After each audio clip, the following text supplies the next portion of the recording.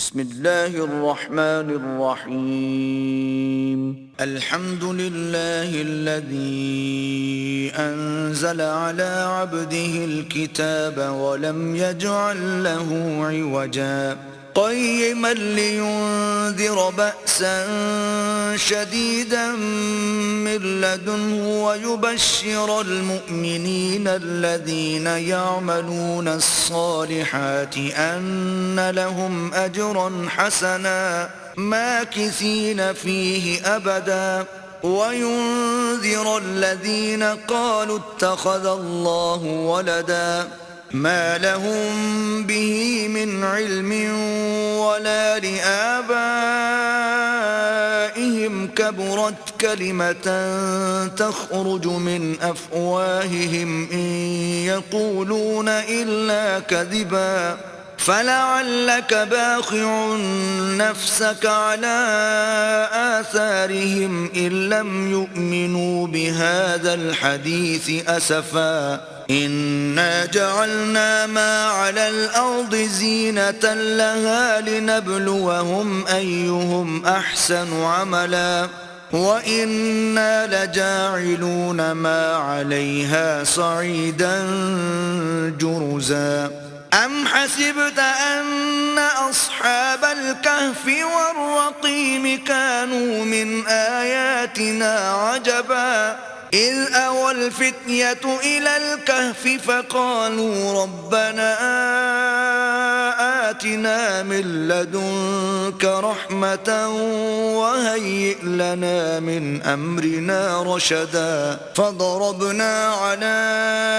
آذانهم في الكهف سنين عددا ثم بعثناهم لنعلم أي الحزبين أحصى لما لبثوا أمدا نحن نقص عليك نبأهم بالحق إنهم فتية آمنوا بربهم وزدناهم هدى وربطنا على قلوبهم إذ قاموا فقالوا ربنا رب السماوات والأرض لن ندعو من دونه إلها لقد قلنا إذا شططا هؤلاء قومنا اتخذوا من دونه آلهة لولا يأتون عليهم بسلطان بين فمن أظلم ممن افترى على الله كذبا وإذ اعتزلتموهم وما يعبدون إلا الله فأووا إلى الكهف ينشر لكم ربكم من رحمته ويهيئ لكم من أمركم مرفقا وترى الشمس إذا طلعت تزاور عن كهفهم ذات اليمين وإذا غربت تقرضهم ذات الشمال وهم في فجوة منه ذلك من آيات الله من يهد الله فهو المهتد ومن يضلل فلن تجد له وليا مرشدا وتحسبهم أيقاظا وهم رقود ونقلبهم ذات اليمين وذات الشمال وكلبهم باسط ذراعيه بالوصيد لو اطلعت عليهم لوليت منهم فرارا ولملئت منهم رعبا وكذلك بعثناهم ليتساءلوا بينهم قال قائل منهم كم لبثتم قالوا لبثنا يوما أو بعض يوم قالوا ربكم أعلم بما لبثتم فابعثوا أحدكم بورقكم هذه المدينة فلينظر أيها أزكى طعاما فليأتكم برزق منه وليتلطف ولا يشعرن بكم أحدا إنهم إن يظهروا عليكم يرجموكم أو يعيدوكم في ملتهم ولن تفلحوا إذا أبدا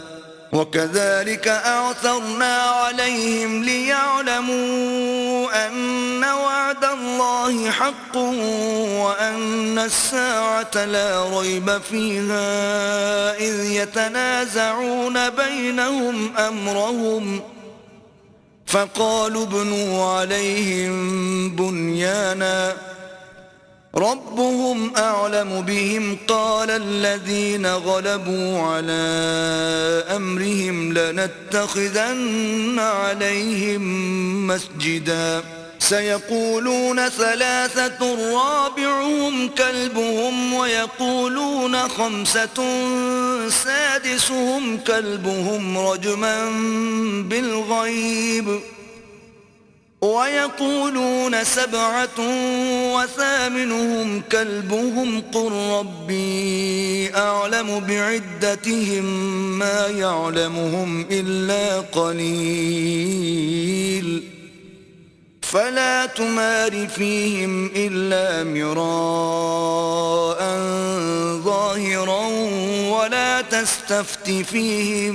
منهم أحدا ولا تقولن لشيء إني فاعل ذلك غدا إلا أن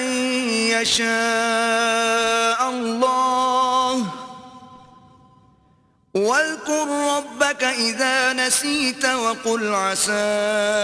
أن يهديني ربي لأقرب من هذا رشدا ولبثوا في كهفهم 300 سنين وازدادوا 9 قل الله أعلم بما لبثوا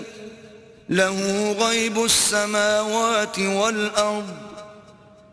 أبصر به وأسمع ما لهم من دونه من ولي ولا يشرك في حكمه أحدا واتل ما أوحي إليك من كتاب ربك لا مبدل لكلماته ولن تجد من دونه ملتحدا واصبر نفسك مع الذين يدعون ربهم بالغداة والعشي يريدون وجهه ولا تعد عيناك عنهم تريد زينة الحياة الدنيا ولا تطع من أغفلنا قلبه عن ذكرنا واتبع هواه وكان أمره فرطا وقل الحق من ربكم فمن شاء فليؤمن ومن شاء فليكفر إنا أعتدنا للظالمين نارا أحاط بهم سرادقها وإن يستغيثوا يغاثوا بماء كالمهل يشوي الوجوه بئس الشراب وساءت مرتفقا إن الذين آمنوا وعملوا الصالحات إنا لا نضيع أجر من أحسن عملا أولئك لهم جنات عدن تجري من تحتهم الأنهار يحلون فيها من أساور من ذهب ويلبسون ثيابا خضرا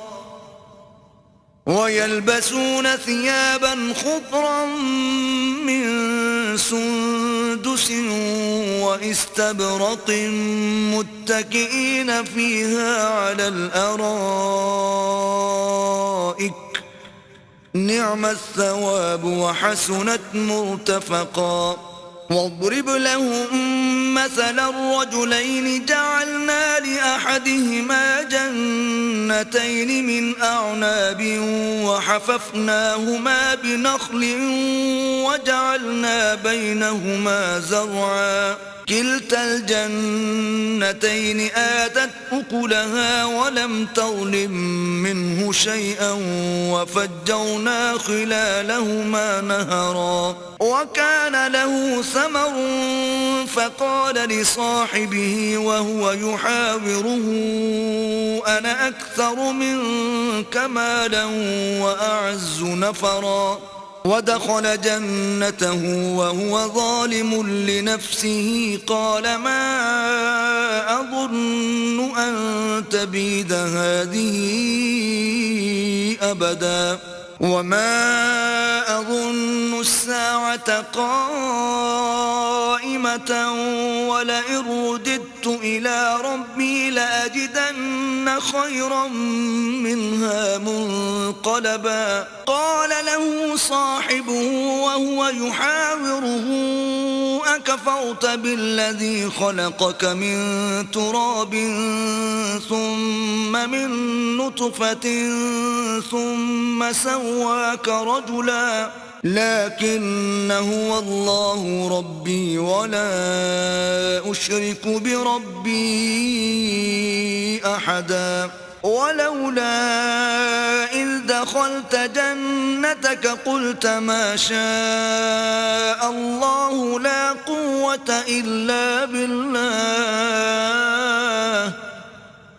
إن ترني أنا أقل منك مالا وولدا فعسى ربي أن يؤتيني خيرا من جنتك ويرسل عليها حسبانا من السماء فتصبح صعيدا زلقا أو يصبح ماؤها غورا فلن تستطيع له طلبا وأحيط بثمره فأصبح يقلب كفيه على ما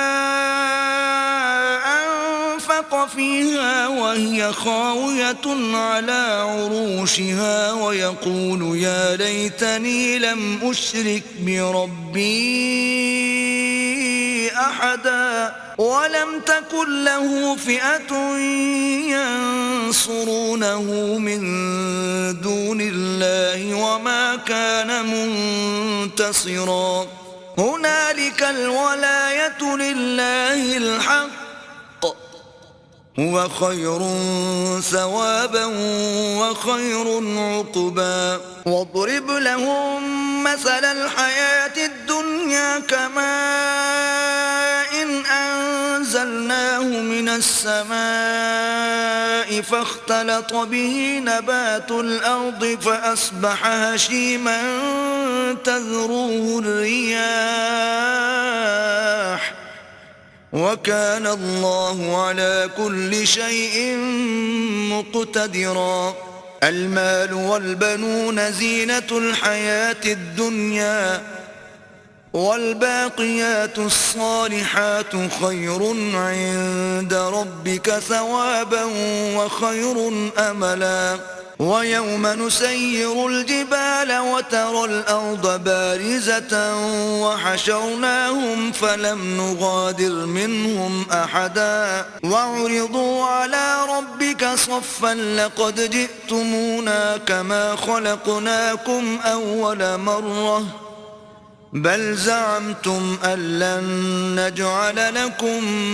موعدا ووضع الكتاب فترى المجرمين مشفقين مما فيه ويقولون يا ويلتنا ما لهذا الكتاب لا يغادر صغيرة ولا كبيرة إلا أحصاها ووجدوا ما عملوا حاضرا ولا يظلم ربك أحدا وإذ قلنا للملائكة اسجدوا لآدم فسجدوا إلا إبليس كان من الجن ففسق عن أمر ربه أفتتخذونه وذريته أولياء من دوني وهم لكم عدو بئس للظالمين بدلا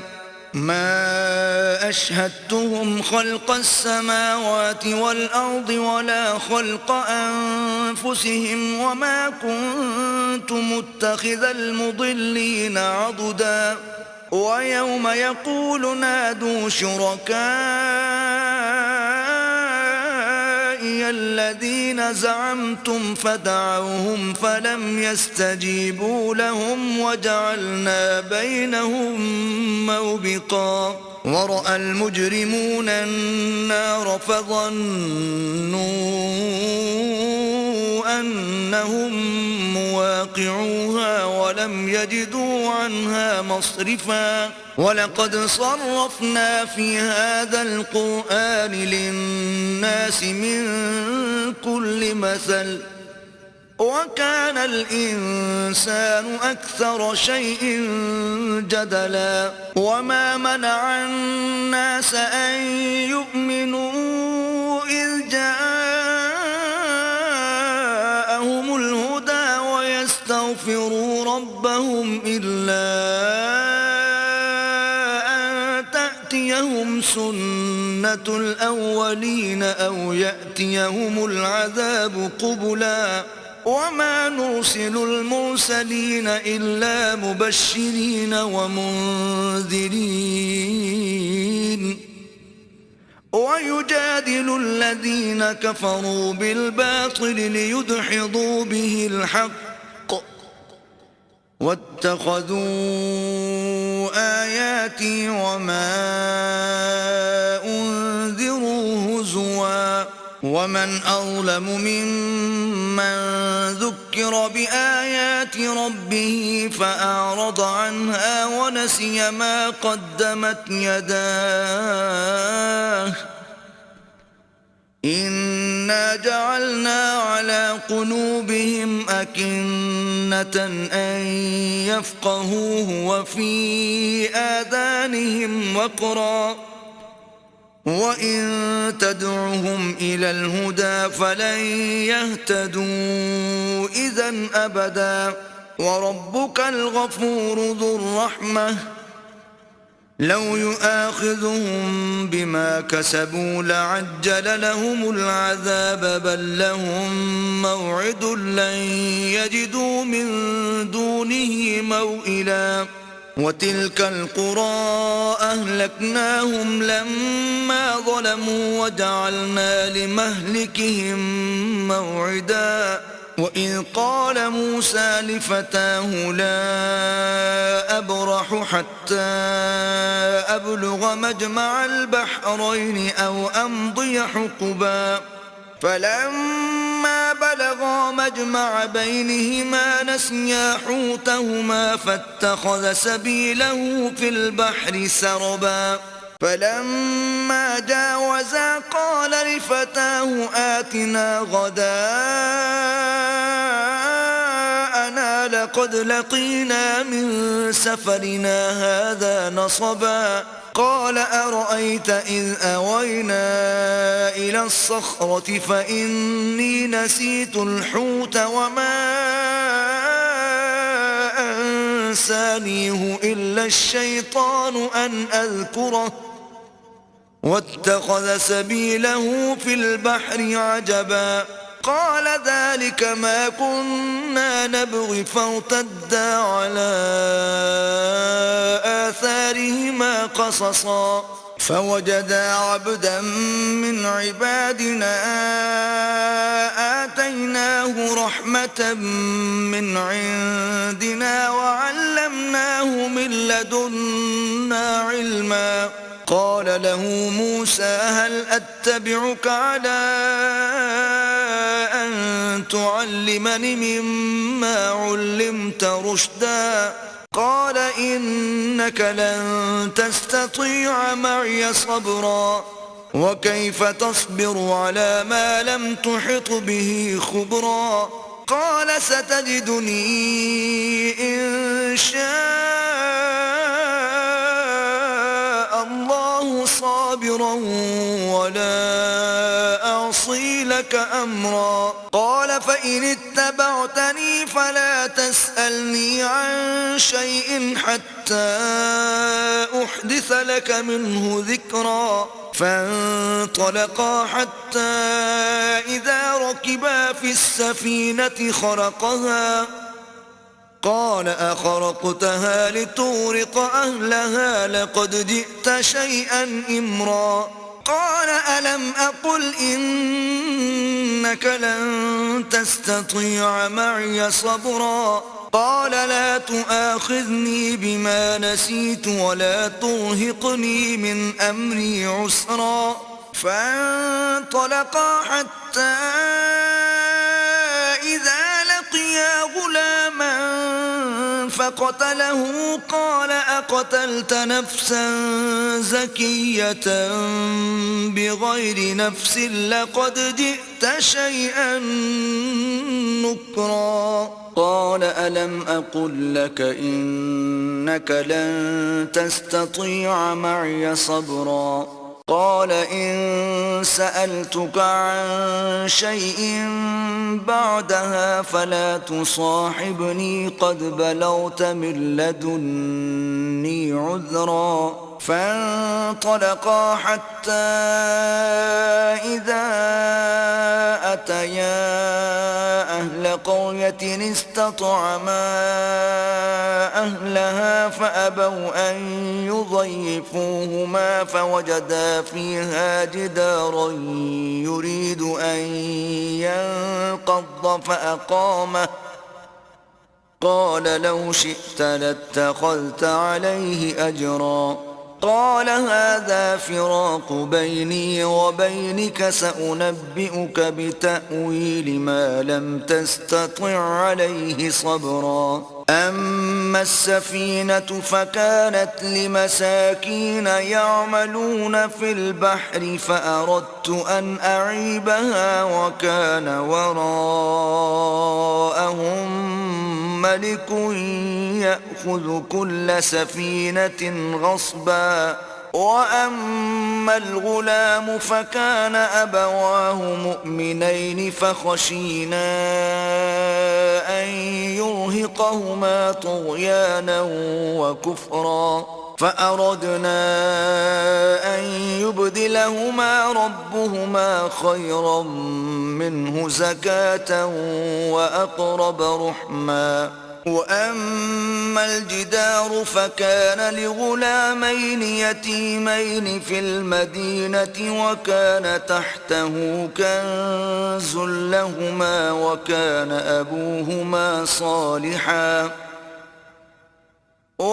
أبوهما صالحا فأراد ربك أن يبلغا أشدهما ويستخرجا كنزهما رحمة من ربك وما فعلته عن أمري ذلك تأويل ما لم تستطع عليه صبرا ويسألونك عن ذي القرنين قل سأتلو عليكم منه ذكرا إنا مكنا له في الأرض وآتيناه من كل شيء سببا فأتبع سببا حتى إذا بلغ مغرب الشمس وجدها تغرب في عين حمئة ووجد عندها قوما قلنا يا ذا القرنين إما أن تعذب وإما نتخذ فيهم حسنا. قال أما من ظلم فسوف نعذبه ثم يرد إلى ربه فيعذبه عذابا نكرا. وأما من آمن وعمل صالحا فله جزاء الحسنى وسنقول له من أمرنا يسرا. ثم أتبع سببا حتى إذا بلغ مطلع الشمس وجدها تطلع على قوم لم نجعل لهم من دونها سترا. كذلك وقد أحطنا بما لديه خبرا. ثم أتبع سببا حتى إذا بلغ بين السدين وجد من دونهما قوما لا يكادون يفقهون قولا. قالوا يا ذا القرنين إن يأجوج ومأجوج مفسدون في الأرض فهل نجعل لك خرجا على أن تجعل بيننا وبينهم سدا. قال ما مكني فيه ربي خير فأعينوني بقوة أجعل بينكم وبينهم ردما. آتوني زبر الحديد حتى إذا ساوى بين الصدفين قال انفخوا حتى إذا جعله نارا قال آتوني أفرغ عليه قطرا. فما استطاعوا أن يظهروه وما استطاعوا له نقبا. قال هذا رحمة من ربي فإذا جاء وعد ربي جعله دكاء وكان وعد ربي حقا. وتركنا بعضهم يومئذ يموج في بعض ونفخ في الصور فجمعناهم جمعا. وعرضنا جهنم يومئذ للكافرين عرضا. الذين كانت أعينهم في غطاء عن ذكري وكانوا لا يستطيعون سمعا. أفحسب الذين كفروا أن يتخذوا عبادي من دوني أولياء إنا أعتدنا جهنم للكافرين نزلا. قل هل ننبئكم بالأخسرين أعمالا الذين ضل سعيهم في الحياة الدنيا وهم يحسبون أنهم يحسنون صنعا. أولئك الذين كفروا بآيات ربهم ولقائه فحبطت أعمالهم فلا نقيم لهم يوم القيامة وزنا. ذلك جزاؤهم جهنم بما كفروا واتخذوا آياتي ورسلي هزوا. إن الذين آمنوا وعملوا الصالحات كانت لهم جنات الفردوس نزلا خالدين فيها لا يبغون عنها حولا. قل لو كان البحر مدادا لكلمات ربي لنفد البحر قبل أن تنفد كلمات ربي ولو جئنا بمثله مددا. قل إن إنما أنا بشر مثلكم يوحى إلي أنما إلهكم إله واحد فمن كان يرجو لقاء ربه فليعمل عملا صالحا ولا يشرك بعبادة ربه أحدا